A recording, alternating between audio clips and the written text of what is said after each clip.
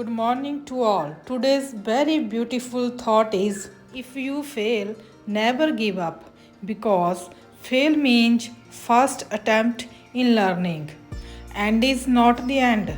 In fact, end means effort never dies.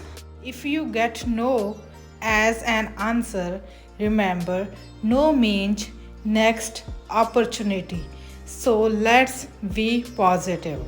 Hindi में meaning है कि यदि अगर आप कभी असफल होते हैं तो कभी हार ना माने क्योंकि फेल का अर्थ है सीखने का प्रथम प्रयास। अंत का मतलब अंत नहीं है।